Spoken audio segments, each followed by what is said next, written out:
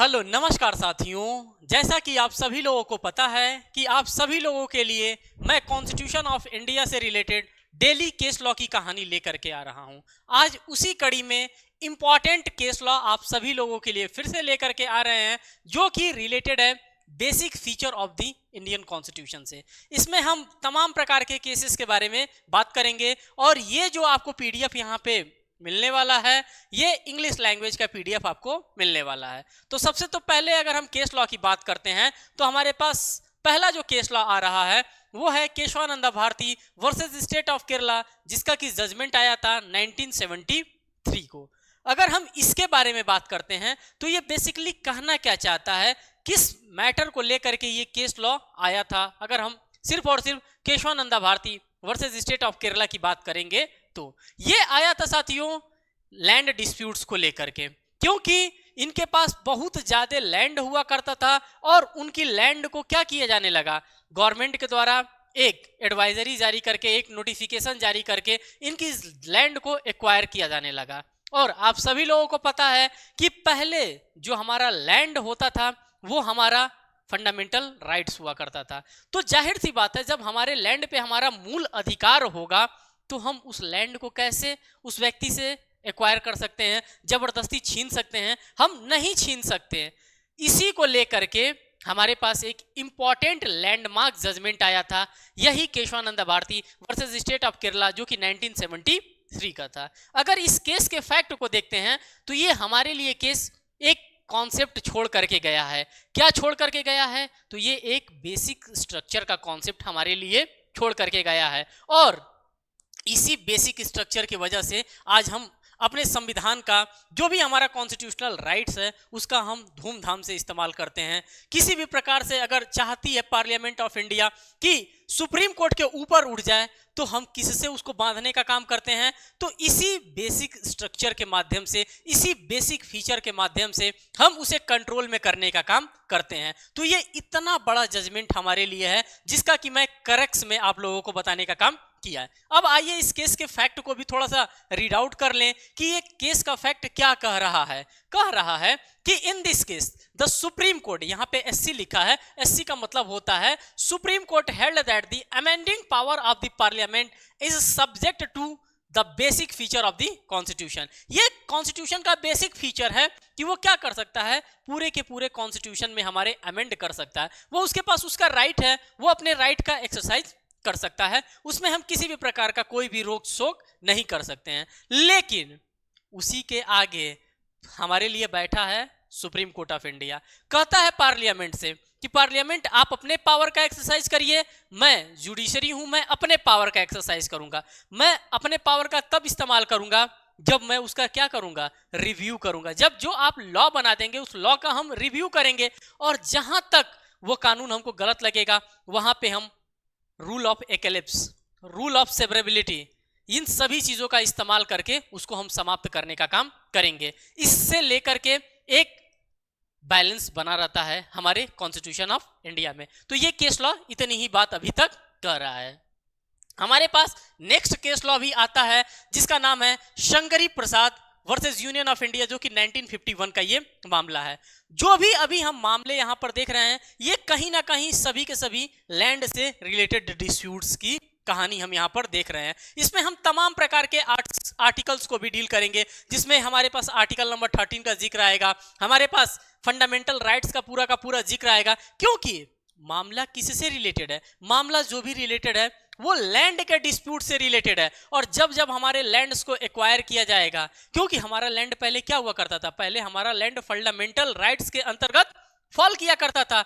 भाई हमारा fundamental rights आप कर्टेल करेंगे तो हमारे पास तो दो आर्टिकल्स हमारे लिए ना जिम्मेदार हैं। एक आर्टिकल नंबर 32 है जिससे हम डायरेक्ट सुप्रीम कोर्ट जा सकते हैं और एक आर्टिकल नंबर 226 है जिससे कि हम डायरेक्ट हाई कोर्ट जा सकते हैं। भैया आप हमारे फंडामेंटल राइट का वायलेशन करेंगे तो हमारे पास 5 प्रकार के रिट्स होते हैं। उसी रिट्स के माध्यम से हम जाकर के अपील करेंगे कि साहब ये स्पेसिफिक व्यक्ति हमारे लैंड को एक्वायर करना चाहते हैं, आप हमें क्या करें, आप हमें संरक्षण देने का काम करें।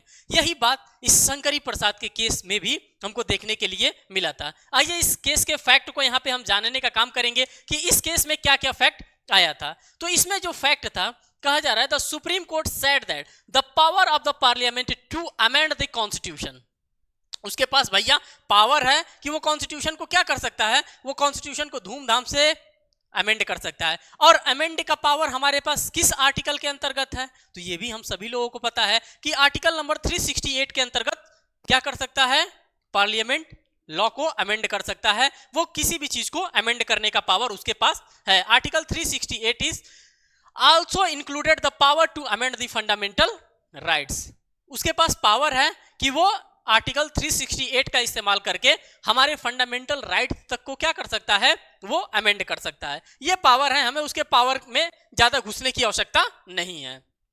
आगे कह रहा है the word law under article 13 include only the ordinary law and not the constitutional amendment act की बात कर रहा है। आर्टिकल नंबर 13 जो बात कर रहा है ये ऑर्डिनरी लॉ की बात कर रहा है, ये मोटा मोटा बात यहाँ पे कर रहा है। आगे कर रहा है the parliament can abridges any of the fundamental rights by enacting a constitutional amendment act and such a law will not be void under article number 13। तो उसको वाइड नहीं घोषित किया जाएगा, वाइड का मतलब होता है शून्य, उसको घोषित नहीं किया जाएगा अंडर आर्टिकल नंबर 13 के अंतर। तो ये दो केस लॉ से आपने दो कहानी समझने का काम किया, एक तो बेसिक स्ट्रक्चर के कॉन्सेप्ट को डील कर रहा था और एक हमारा बता रहा है कि आर्टिकल नंबर 368 का इस्तेमाल करके, अपने पावर का इस्तेमाल करके क्या कर सकती है, तो पूरी की पूरी पार्लियामेंट हमारे फंडामेंटल राइट्स को भी कहीं ना कहीं अमेंड करने का काम करती है। ये बेसिक बात आपको जानकारी हो गई। नेक्स्ट जो बेसिक बात इसमें बताया जा रहा है वो आर्टिकल नंबर 13 का जिक्र किया जा रहा है, साथ ही साथ हमारे फंडामेंटल राइट्स को भी यहाँ पे लेकर के बात किया जा रहा है। तो इन दो केस से दो बातें आपको समझ में आ गई। आते हैं इसी से रिलेटेड नेक्स्ट केस में। अब हमारे पास एक इंपॉर्टेंट केस और आ जाता है IR Coelho versus union of India, जो कि 2007 का ये भी जजमेंट है। और ये भी जो जजमेंट है साथियों, ये भी अपने आप में बहुत ही लैंडमार्क जजमेंट है, जिसको कि जजमेंट कौन प्रोवाइड किया गया था, तो ये सुप्रीम कोर्ट ऑफ इंडिया के द्वारा ये भी जजमेंट प्रोवाइड किया गया था। अब आइए इसके भी कहानी को हम देखते हैं। कहा जा रहा है, अगर हम कहानी में घुसते हैं तो कहानी में क्या कहा जा रहा है, कहानी में कहा जा रहा है कि supreme court said that there could not be any blanket immunity from the judicial review of law included the 9th schedule। हम सभी लोगों को पता है कि हमारे पास अब स्केड्यूल्स की संख्या कितनी है, तो हमारे पास स्केड्यूल्स की संख्या 12 है। उसी में 9th स्केड्यूल्स की बात की जा रही है, 9वें नंबर की अनुसूची की बात यहाँ पे की जा रही है। कहा जा रहा है the court held that judicial review is a basic feature of the constitution. हम सभी लोगों को पता है कि जुडिशियल रिव्यू जो होता है ये क्या होता है, ये बेसिक फीचर होता है। जब हम कॉन्स्टिट्यूशन ऑफ इंडिया के आर्टिकल नंबर 13 को, स्पेसिफिक आर्टिकल नंबर 13 को हम पढ़ेंगे तो वहां पे हमें ये सारी चीजों को देखने के लिए मिलेगा कि जुडिशियल रिव्यू क्या होता है, इक्लिप्स क्या होता है, इन तमाम चीजों को उसी स्पेसिफिक आर्टिकल के अंतर्गत हमको देखने के लिए मिलेगा। वो आर्टिकल्स भी अपने आप में बहुत ही ज्यादा रेलिवेंट है। हम लोग गंभीरता से आर्टिकल 13 को लेते नहीं हैं, लेकिन हमें गंभीरता से उस आर्टिकल को लेना पड़ेगा। तो यहाँ पे वही बताया जा रहा है, it can be taken away by putting a law under the 9th schedules की बात की जा रही है। कहा जा रहा है कि अगर कोई भी कानून बना करके, सीधा सीधा हिंदी में अगर आप समझना चाहेंगे, कोई भी कानून बना करके अगर शेड्यूल नंबर 9 में डाल दिया जाएगा तो उसमें किसी भी प्रकार का कोई भी चेंजेस नहीं किया जाएगा। किसके द्वारा? By the supreme court of India के द्वारा। ये कहाँ का न्याय है भैया? आप कानून बना दे रहे हैं, कानून बना करके कह देंगे कि हम 9th शेड्यूल में डाल दे रहे हैं, कोई चेंजेस नहीं हो पाएगा, ये तो अन्याय हो जाएगा ना। पता चला कि आप हमारे ऐसा कानून बना दिए हैं जो कि हमारे फंडामेंटल राइट को कहीं ना कहीं कर्टेल करने का काम कर रहा है। आप इस नेचर का लॉ बना दिए हैं और डालने के लिए आप डाल दिए 9th शेड्यूल में, तो जनता क्या करेगी? जनता भी हाथ खड़े कर लेगी, सुप्रीम कोर्ट के भी हाथ आप खड़े कर देंगे। ऐसा करके आप क्या साबित करना चाहते हैं? क्या साबित करना चाहते हैं? उसी चीजों से रिलेटेड हमारा IR कोयलो का मामला आया था और इसमें सुप्रीम कोर्ट ऑफ इंडिया ने क्या जजमेंट दिया था? कह रहा है supreme court of India, the judgment put end end to the political legal controversies by holding the parliament amending power subject to judicial review की बात कर रहा है। यहां पे साफ साफ जुडिशियल रिव्यू की बात की जा रही है। In line with the Keshavananda Bharati का भी जजमेंट यहां पर देखिए, 2007 का यह मामला है और 1973 का हमारा Keshavananda Bharati versus state of Kerala का लैंडमार्क जजमेंट है। बहुत ही ज्यादा इंपॉर्टेंट जजमेंट है। आप देखेंगे तो मेन एग्जामिनेशन में फुल लेंथ का क्वेश्चन उससे बनता है, आपके Keshavananda Bharati versus state of Kerala के जजमेंट से। यहां पे भी कोट करने का काम किया गया है उस हमारे लैंडमार्क जजमेंट को। कहा जा रहा है judgment that is violated the doctrine of the basic structure will never be tolerated. आप क्या चाहते हैं पार्लियामेंट, आप क्या चाहते हैं? चाहते हैं कि हम फंडामेंटल राइट को कर्टेल कर दें किसी भी दशा में। आप ये नहीं कर सकते हैं, इस प्रकार के वायलेशंस को supreme court of India tolerate नहीं करेगा। जो डॉक्ट्रिन ऑफ बेसिक स्ट्रक्चर की हम बात करते हैं, बेसिक स्ट्रक्चर यही कहता है कि हमारे पास पावर है और हम उस पावर का राइटफुली एक्सरसाइज करेंगे और जो भी आप गलती कर रहे हैं उस गलती को हम पकड़ने का काम करेंगे और जनता के सामने लाने का भी काम करेंगे। यह बात हमारे आईआर कोयलो के मामले में मोटा मोटा बताया गया है। साफ साफ अगर इसके क्रक्स के बारे में हम बता दें तो आईआर कोयलो के मामले में यही कहा जा रहा है कि कोई भी हम कानून बनाएंगे, पार्लियामेंट एक 9th शेड्यूल बनाया और कहा कि हम कोई भी कानून बना करके साहब 9th शेड्यूल में डाल देंगे, फिर हम मस्त हैं, एकदम चिल्ल मार करके रहेंगे, कोई टेंशन नहीं रहेगा। इसलिए कोई टेंशन नहीं रहेगा, कोई जुडिशियल रिव्यू उसमें हो नहीं पाएगा। सुप्रीम कोर्ट परेशान कि यार ये तुम कैसे कर रहे हो कि जुडिशियल रिव्यू नहीं होगा। पता चले तुम ऐसा देश विरोधी कानून बना दो, कोई ऐसा फंडामेंटल राइट को कर्टेल वाला करने वाला कानून बना दो, लड़का तो हम तो शेड्यूल 9 में डाल दिए हैं, अब आप उसका रिव्यू नहीं कर पाएंगे। लेकिन ऐसा नहीं होगा। इसके लिए सहारा लिया गया था Keshavananda Bharati versus state of Kerala के जजमेंट को और कहा गया था कि जो भी जजमेंट होगा ये वायलेशन आप होगा। किसका वायलेशन होगा? तो बेसिक स्ट्रक्चर का ये वायलेशन होगा। और इन सभी चीजों को देखते हुए अपना जजमेंट दिया गया था इस मामले में। आगे हमारे पास एक और केस लॉ आता है जो कि बहुत ही ज्यादा इंपॉर्टेंट केस लॉ है और आप देख सकते होंगे कि हर एक एग्जामिनेशन में यहां से क्वेश्चन आपके एग्जामिनेशन में बनता है, चाहे वो प्रिलिमिनरी बेस्ड हम क्वेश्चन की बात करें या फिर मेन एग्जामिनेशन बेस्ड क्वेश्चन की बात करें। इंदिरा साहनी के केस के बारे में कौन नहीं जानता होगा। Indira Sahni versus union of India का जजमेंट जो कि 1992 में आया था। जिस तरह से हमारे लिए Keshavananda Bharati versus state of Kerala का जजमेंट इंपॉर्टेंट है, सेम एज यूजुअल हमारे लिए Indira Sahni versus union of India 1992 का भी जजमेंट उतना ही इंपॉर्टेंट है। आइए इस जजमेंट को हम देखते हैं कि इसमें क्या कहा गया था। Rule of law was added to the list of basic feature of the constitutions की बात की जा रही है। रूल ऑफ लॉ, हम लोग एविडाइसी को पढ़ते हैं, हाँ वही एविडाइसी साहब की हम बात कर रहे हैं, रूल ऑफ लॉ की जो बात करते हैं। तो कहा जा रहा है कि रूल ऑफ लॉ को कैसे ऐड किया जा रहा है, as a basic feature of the constitution, rights के तौर पे हम इसको इस्तेमाल करने का काम कर रहे हैं। हमारे पास और भी कॉन्सेप्ट होता है, जैसे यहाँ पे रूल ऑफ लॉ की बात की जा रही है, इसी तरह कॉन्स्टिट्यूशन ऑफ इंडिया का आर्टिकल नंबर अगर हम 21 देखेंगे तो वहां पे प्रोसीजर एस्टेब्लिश्ड बाय लॉ हमको देखने के लिए मिलेगा। ये सारे के सारे कॉन्सेप्ट हमारे लिए बहुत ही ज्यादा इंपॉर्टेंट होते हैं क्योंकि इन्हीं सभी कॉन्सेप्ट से हम कहीं ना कहीं अपने आगे की चीजों को डील करने का काम करते हैं। अब यहाँ पे हमारे पास देखिए वमन राव का केस आ रहा है जो कि 1981 का है। अब इस केस लॉ में क्या जजमेंट दिया गया इसको भी हमें जानना जरूरी है क्योंकि इस नेचर के भी क्वेश्चन हमारे एग्जामिनेशन में कंटिन्यूअसली हमसे पूछे जाते हैं। कहा जा रहा है the supreme court reiterate the basic structure doctrine की बात की जा रही है। सबसे तो पहले इसमें बता दिया गया है बेसिक स्ट्रक्चर, और जब जब हम बेसिक स्ट्रक्चर की बात करेंगे तब तब Keshavananda Bharati versus state of Kerala के जजमेंट को जरूर कोट करने का काम करेंगे। आगे कह रहा है it drew a line of demarcation April 24, 1973।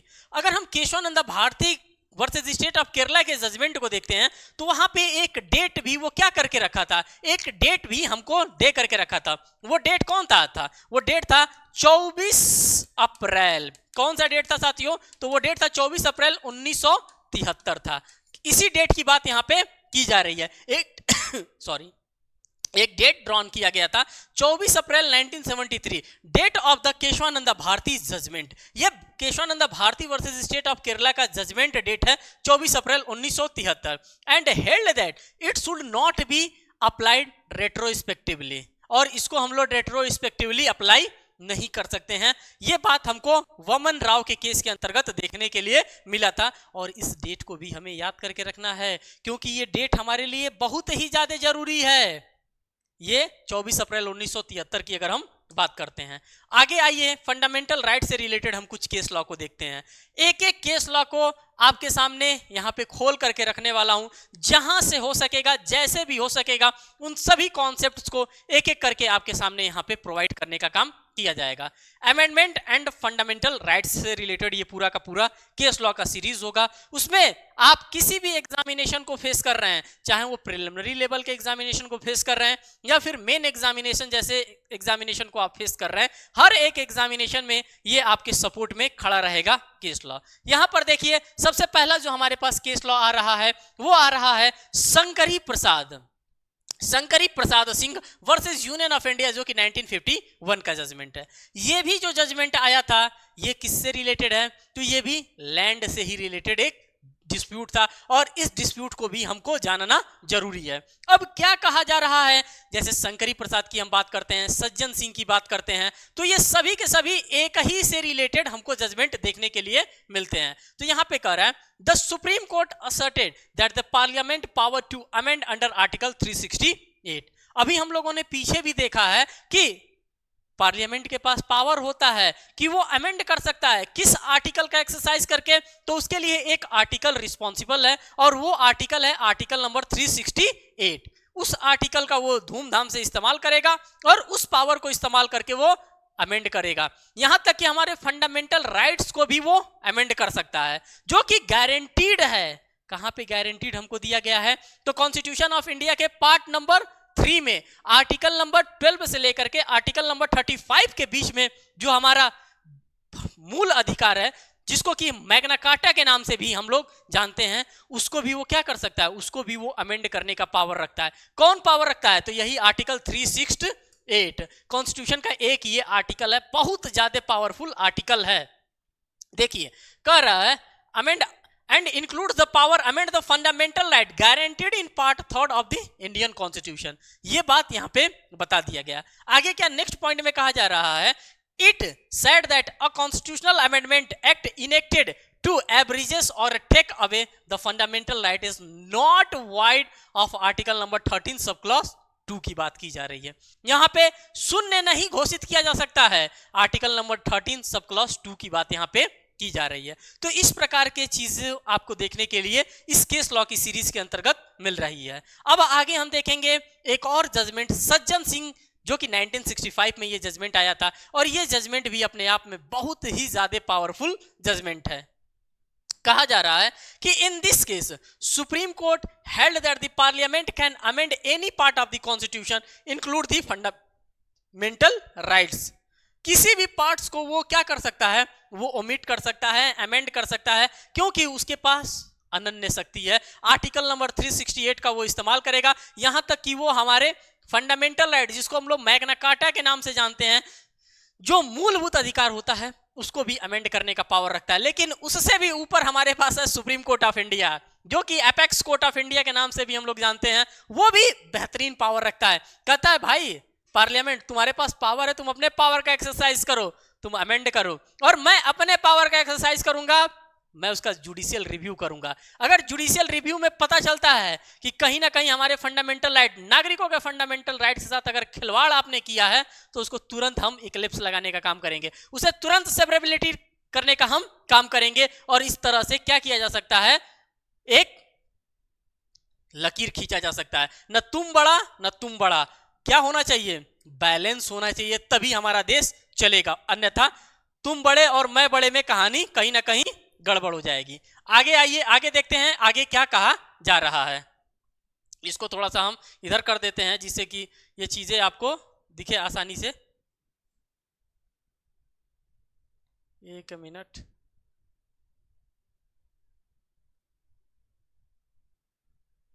अब आई थिंक अब आप लोगों को दिख रहा होगा। ठीक, अब देखिए ये केस की अगर हम बात करते हैं तो ये कौन सा केस है साथियों? ये जो केस है ये गोलकनाथ का केस है। गोलकनाथ का भी केस अपने आप में बहुत ही ज्यादा इंपॉर्टेंट जजमेंट होता है, जो कि 1967 का जजमेंट है। अब इस जजमेंट में क्या कहा गया था? इस जजमेंट को भी जानना हमारे लिए उतना ही रेलिवेंट है जितना कि बाकी जजमेंट को अभी हम लोगों ने पढ़ा है। चाहे वो सज्जन सिंह की हम बात करें, चाहे वो शंकरी प्रसाद की बात करें, चाहे IR कोयलो की बात करें, या फिर Keshavananda Bharati versus state of Kerala की बात करें, ये सभी के सभी जजमेंट अपने आप में लैंडमार्क जजमेंट माने जाते हैं। और उसी कड़ी में हमारे पास एक और जजमेंट आ जा रहा है, गोलकनाथ का केस। अब इस केस के माध्यम से हम देखते हैं क्या कहा जा रहा है। इस केस में कहा जा रहा है कि in this case supreme court reverse its earlier stances, reverse कर दिया that the fundamental right can be amended. Fundamental rights को भी क्या किया जा सकता है, अमेंड किया जा सकता है, बदला जा सकता है। It held that the fundamental rights are not amendable to the parliamentary restrictions as stated in article number 13। मैं बार बार आर्टिकल नंबर 13 का जिक्र करूंगा, इसलिए करूंगा क्योंकि हम और आप आर्टिकल नंबर 13 पढ़ने से डरते हैं, आर्टिकल नंबर 12 पढ़ने से डरते हैं, आर्टिकल नंबर 36 को छूने से डरते हैं। क्या दिया है स्टेट्स के बारे में कह रहा है, क्या होता है स्टेट, आर्टिकल नंबर 13 की जब बात आती है क्या दिया है हमको, क्रीमी आर्टिकल पढ़ना, आर्टिकल 14 पढ़ेंगे, आर्टिकल 15 पढ़ेंगे, 16 पढ़ेंगे, 17 पढ़ेंगे, क्यों 13 पढ़ेंगे। लेकिन अगर आप गहराई से पढ़ना चाहते हैं, अगर आप उसके भीतर उतरना चाहता है तो आपको आर्टिकल नंबर 13 पढ़ना पड़ेगा, आपको आर्टिकल नंबर 368 पढ़ना पड़ेगा, आपको आर्टिकल नंबर 12 पढ़ना पड़ेगा, क्योंकि सारा खजाना इन्हीं सभी आर्टिकल्स में छुपा हुआ होता है। Article number 13 that to amend the fundamental right and new constitute assembly will be required। Next कर रहा है article 368 gives the procedure to amend but not confer on parliament the power to amend the constitution। Power to amend the constitution, parliament आपको power दे रहा है but पूरे के पूरे कॉन्स्टिट्यूशन को आप नहीं अमेंड करेंगे आर्टिकल 368 से। It confer upon the fundamental right to transcendent positions की बात यहां पे की जा रही है। तो ये सारी की सारी घटनाएं आप लोगों ने गोलकनाथ के केस के अंतर्गत देखा, जो कि 1967 का ये जजमेंट है। नेक्स्ट जजमेंट की हम बात करते हैं, पूरा का पूरा हमने यहाँ पे सीरीज ही आप लोगों के लिए लेकर के आया है। और ये कौन सी सीरीज है, तो ये साथियों सीरीज आप सभी लोगों के लिए इंपॉर्टेंट सीरीज है, इसीलिए इन सभी सीरीज को एक साथ मैं नोट करके लेकर के आया हूं। अब अगर हम इसकी बात करते हैं तो पूरा का पूरा जो भी इंपॉर्टेंट जजमेंट हो सकता है, इन सभी के सभी इंपॉर्टेंट जजमेंट को एक साथ लिख करके लाने का काम किया गया है। अब ये किससे रिलेटेड है, तो freedom of speech and expressions की जब हम बात करते हैं तो उसी freedom of speech and expression से रिलेटेड एक एक जजमेंट है यहाँ पे, जो कि मुझे आप सभी लोगों को बताना है, मुझे आप सभी लोगों को समझाने का काम करना है। क्योंकि जब हम कॉन्स्टिट्यूशन ऑफ इंडिया के आर्टिकल नंबर 19 को पढ़ते हैं तो वहां पे ये केस हमारा खूब दोनों बाहें फैला करके स्वागत करने का काम करता है, क्योंकि वहां से हमें नंबर ऑफ कंटेंट हमारे मेन एग्जामिनेशन के लिए मिल जाता है। अगर आर्टिकल नंबर 19 से रिलेटेड हमारे पास क्वेश्चन आ जाए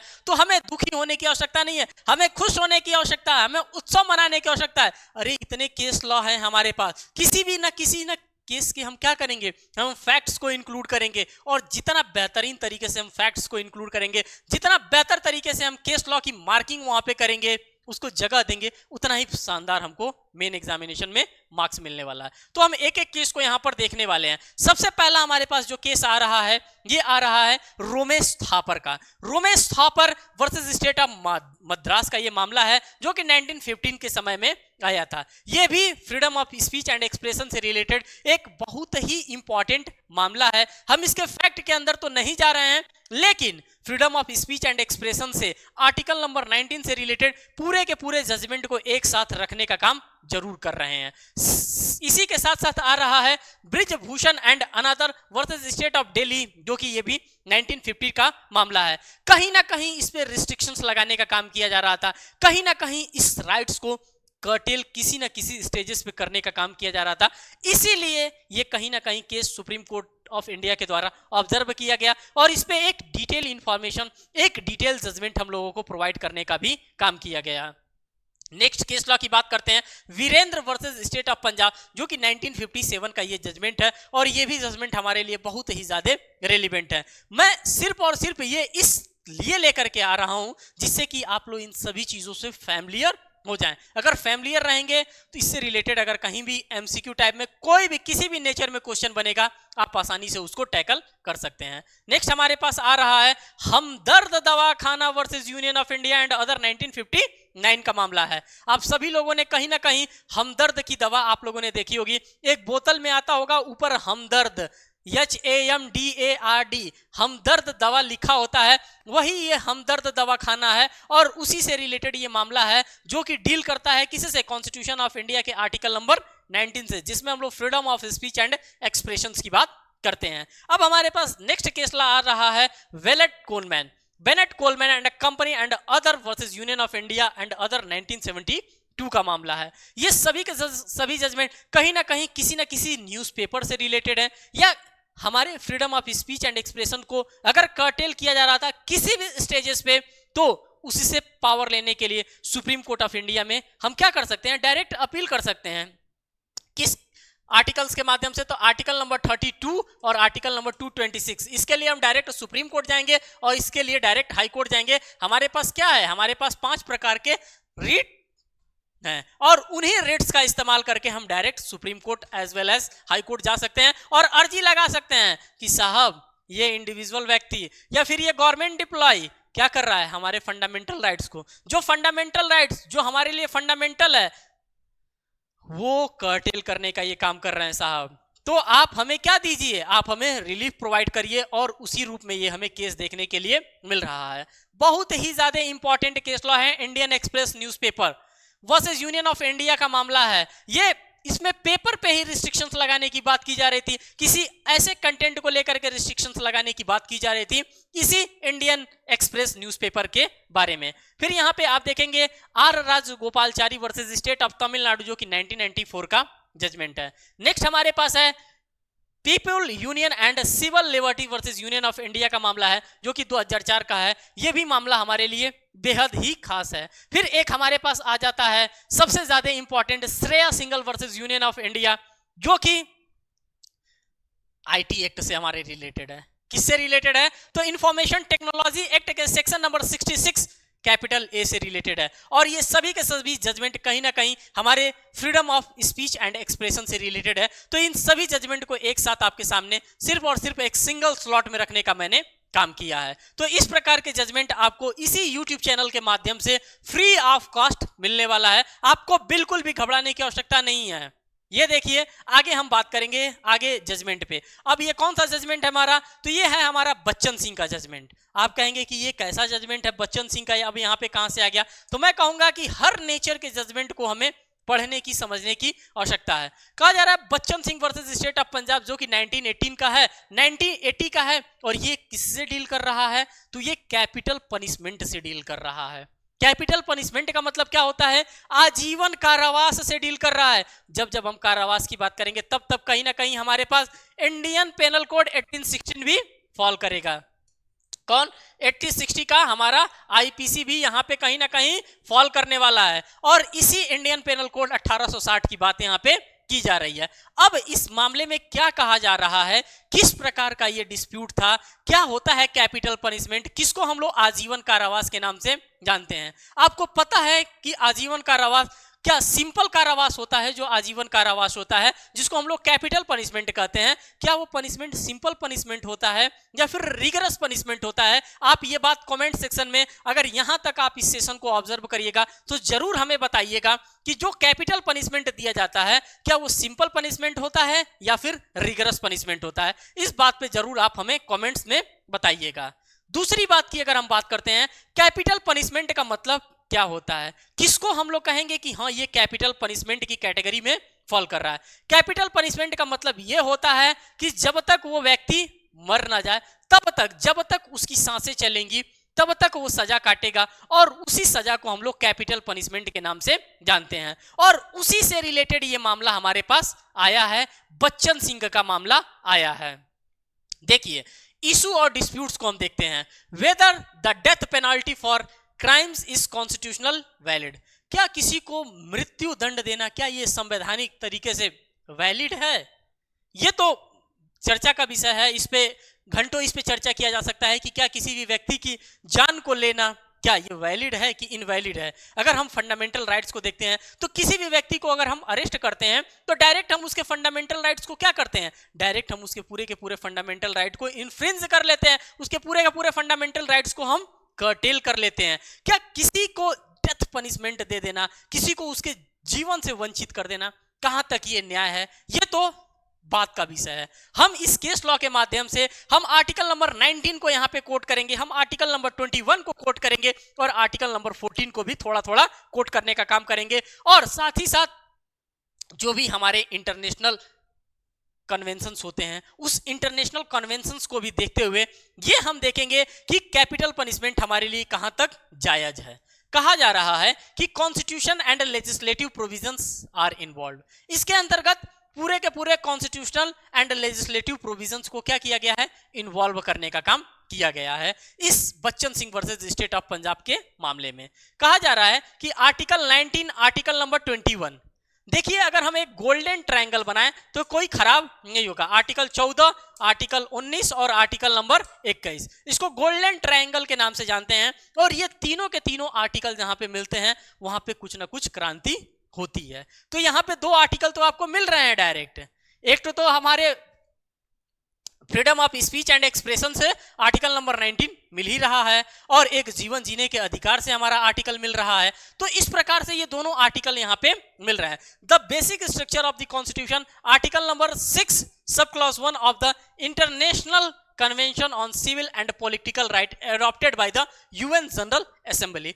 यूनाइटेड नेशंस जनरल असेंबली की बात की जा रही है। यहां पे आप आर्टिकल 6 सब क्लॉज 1 देख करके ये ना कहिएगा कि ये कॉन्स्टिट्यूशन ऑफ इंडिया के आर्टिकल्स की हम बात कर रहे हैं, नहीं, हम यहां पे UN United nations general assembly के चार्टर, उसके आर्टिकल्स के बारे में हम यहां पे डील कर रहे हैं। कहा जा रहा है power of the supreme court to lay down norms restrictions the area of the imprisonment for the death penalty to narrow categories of murders की बात की जा रही है। क्या ये जायज है कि हर मामले में जो इस नेचर में फॉल कर रहा है, क्या उन सभी व्यक्ति को हम कैपिटल पनिशमेंट दे सकते हैं?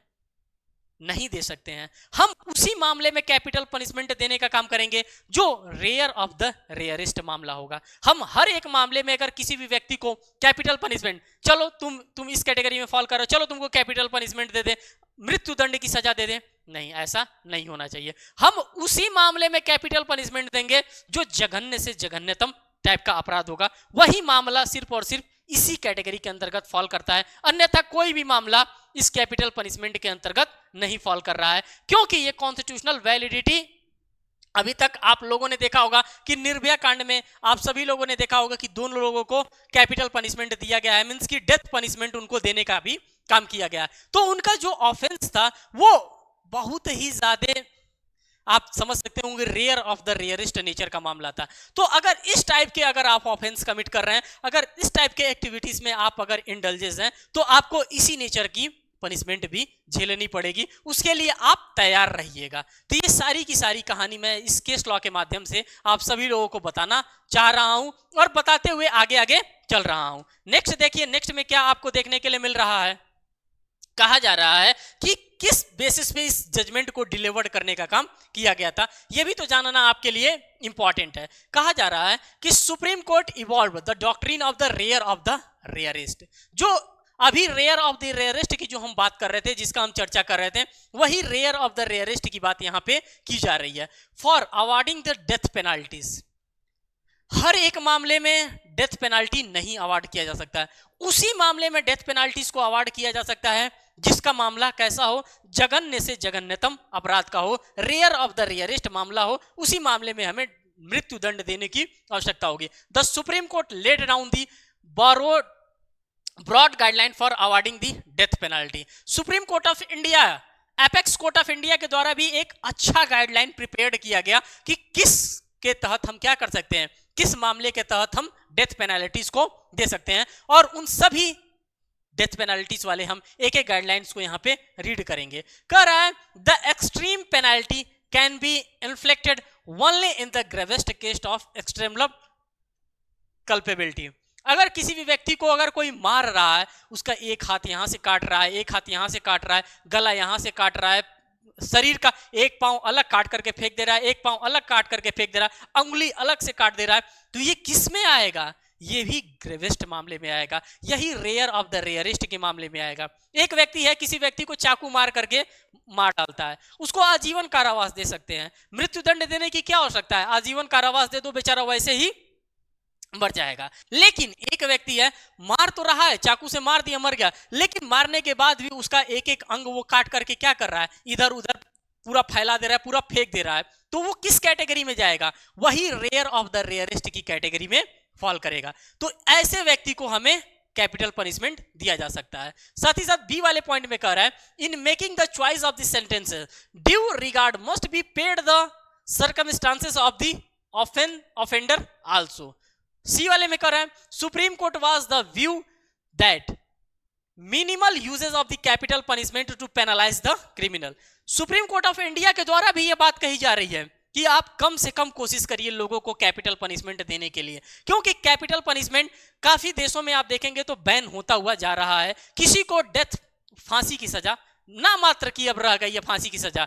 पहले आप देखे होंगे तमाम प्रकार के, जब 1860 में हमारा इंडियन पेनल कोड बना था, उस टाइम अंग्रेजों के द्वारा खूब कैपिटल पनिशमेंट, खूब आजीवन कारावास, पूरा का पूरा मृत्युदंड दिया जाता था। आप यहां तक कि फिल्मों में भी ये चीज खूब देखे होंगे, खूब इंजॉय किए होंगे कि अरे आज तो उसको फांसी की सजा मिलने वाली है, फांसी आज होने वाला है। लेकिन जैसे जैसे समय बीतता गया, जैसे जैसे लोगों में सामाजिकता आने लगी, वैसे वैसे सुप्रीम कोर्ट ऑफ इंडिया को भी महसूस हुआ कि नहीं, ये जो डेथ पनिशमेंट है या फिर ये जो कैपिटल पनिशमेंट है, ये किस हद तक उचित है। अगर उचित है तो किस स्टेज पे उचित है? अगर क्या हर एक मामले में जिसके अंतर्गत वो फॉल कर रहा है, क्या हर एक मामले में डेथ पनिशमेंट देना जरूरी है कि किसी मामले में उसे आजीवन कारावास भी देना जरूरी है? तो इन सभी चीजों को देखते हुए सुप्रीम कोर्ट ऑफ इंडिया खुद मना कर रहा है। आगे कह रहा है, in Chunnilal Verma versus state of Chhattisgarh 2018 also upheld for the capital punishments की बात की जा रही है।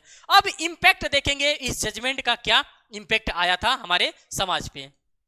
कर है, through the supreme court was the view that minimal uses of the capital punishment to penalize the criminals. यहां पे हम भी कह रहे हैं, सुप्रीम कोर्ट भी कह रहा है, और यूएन चार्टर का कन्वेंशन भी कह रहा है, जो यूएन यूनाइटेड नेशन ऑर्गेनाइजेशन है, उसका जो जनरल असेंबली है, वो भी कह रहा है कि कोशिश करिए कि कम से कम आप क्या करिए, आप पेनलाइज करिए, लेकिन कोशिश करिए कि कम से कम आप कैपिटल पनिशमेंट से किसी भी व्यक्ति को पेनलाइज करने का काम करिए। और ये बात सुप्रीम कोर्ट भी बता रही है।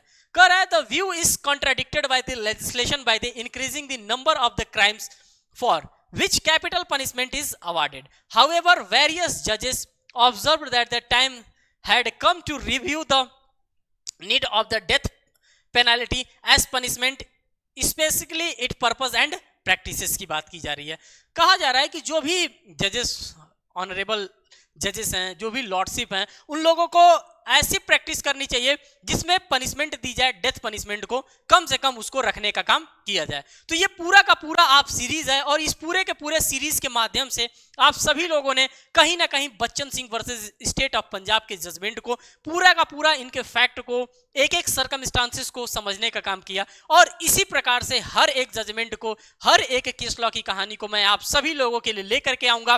बस अगर आप प्यार देना चाहते हैं तो चैनल को लाइक करिए, सब्सक्राइब करिए, और अपने फ्रेंड सर्कल में इसको जरूर शेयर करिए, क्योंकि इसको बनाने में इसके पीछे एक पूरी टीम लगी होती है, और टीम का मनोबल तभी बढ़ेगा जब आप लोग इसको थोड़ा सा अपलिफ्टमेंट करना चाहेंगे, थोड़ा सा अपना प्यार देंगे। फिर मिलेंगे इसी प्रकार के अपडेट के साथ, तब तक के लिए धन्यवाद।